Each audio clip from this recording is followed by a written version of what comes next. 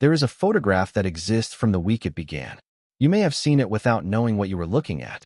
It shows a press conference room, bright lights, microphones, the ordered formality of an institution announcing something.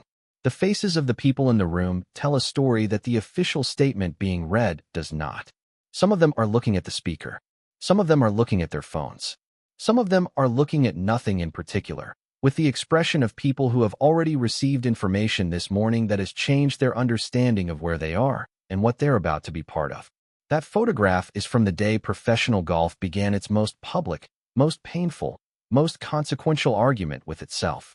The argument is not over. It has not produced a clean resolution. It has not generated the kind of ending that allows all parties to shake hands and resume a version of the relationship that existed before. What it has produced, what the last several years of press conferences and legal filings and exclusive interviews and leaked communications and public statements that say one thing and private conversations that say another have accumulated into, is a sport that looks, from the outside, recognizable, and is, from the inside, changed in ways that the people within it are still discovering. This is the story of how that happened. From the beginning, without oversimplifying, because the biggest controversy in PGA Tour history is not, at its core, about golf. It's about what golf is worth, who decides that, and what happens when the people with different answers to that question are all in the same room, and someone finally says it out loud. To understand the controversy, you need to understand the institution that the controversy broke open.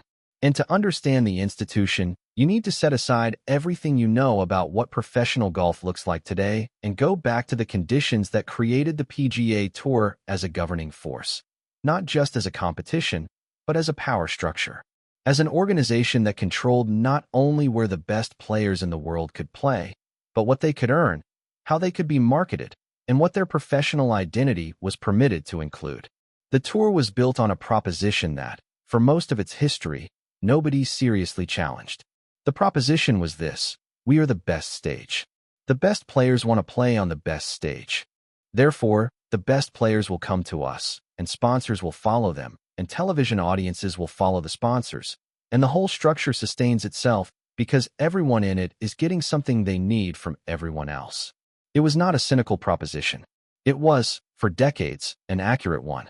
What the tour did not anticipate, or, more precisely, what it anticipated and chose not to prepare for, was the arrival of money large enough to challenge the proposition at its foundation.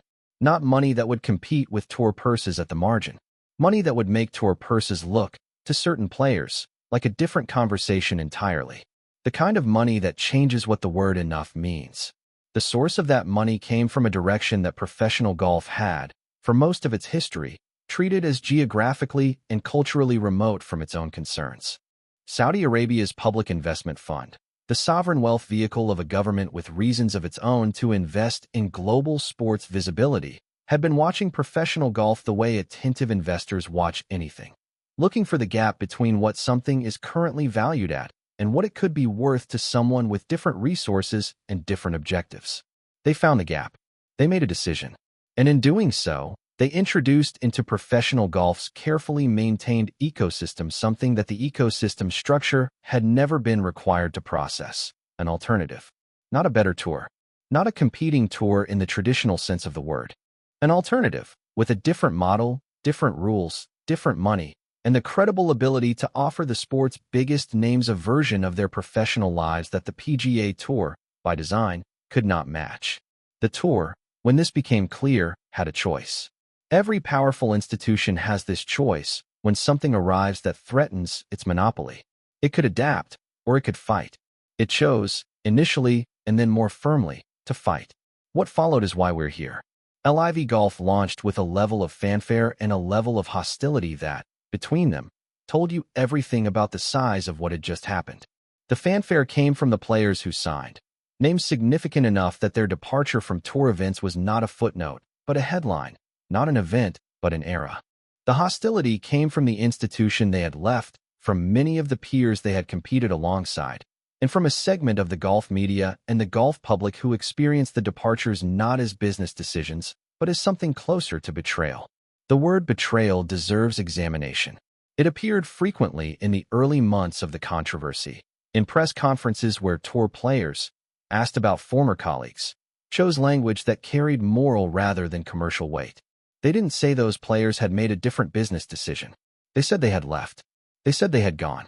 They said things about loyalty and legacy and what the tour had given everyone in the room and what it meant to turn away from it for a check. The players who had gone had their own language. They talked about opportunity, about family security, about the specific mathematics of a professional sports career, the finite window, the physical risk, the fact that the earnings of a single year at the right price point can restructure a family's financial reality for generations. They talked about the tour's control of their schedules, their sponsorships, their ability to play where they wanted without asking permission. They talked, carefully at first, and then less carefully, about power and who had it, and what happened when the people without it tried to assert some. The tour's response escalated in stages.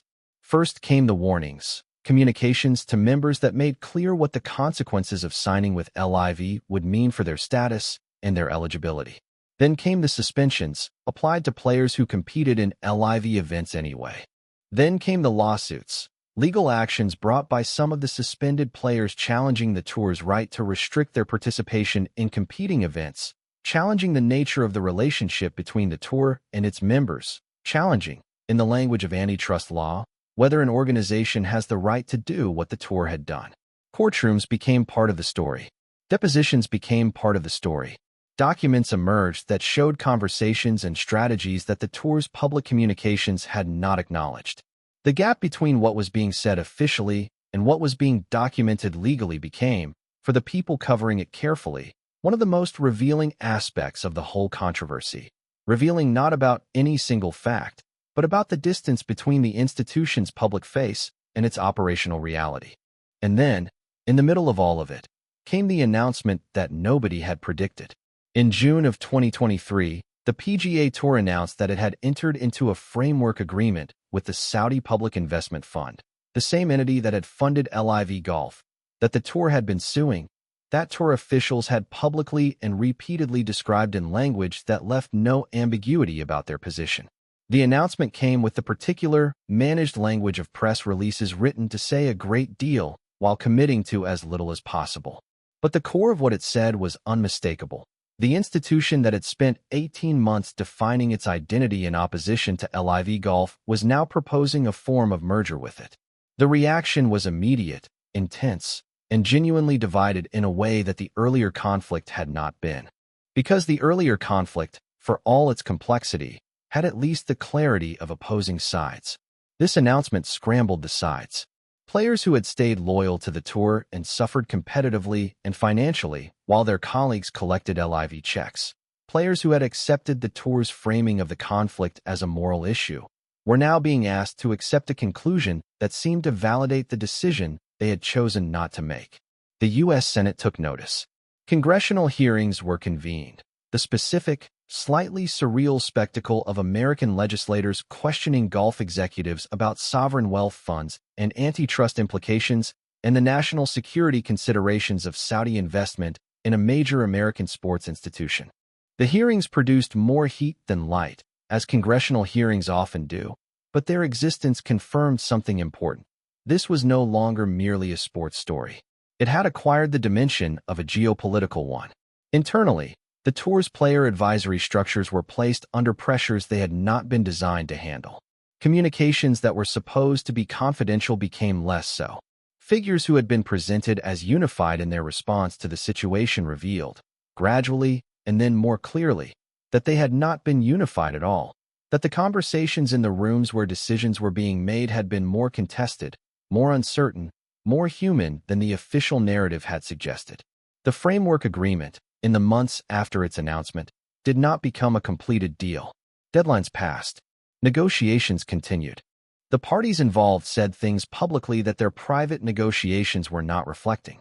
And the players, who had been the subject of the entire controversy, whose careers and earnings and competitive opportunities were what everything was ostensibly about, waited for an outcome that people far above their access to information were deciding without them.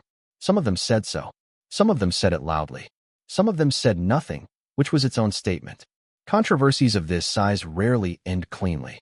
They resolve, eventually, into a new arrangement, a settlement, a merger, a competitive détente, a restructuring of relationships that accommodates the new reality even if it doesn't fully acknowledge the cost of arriving there.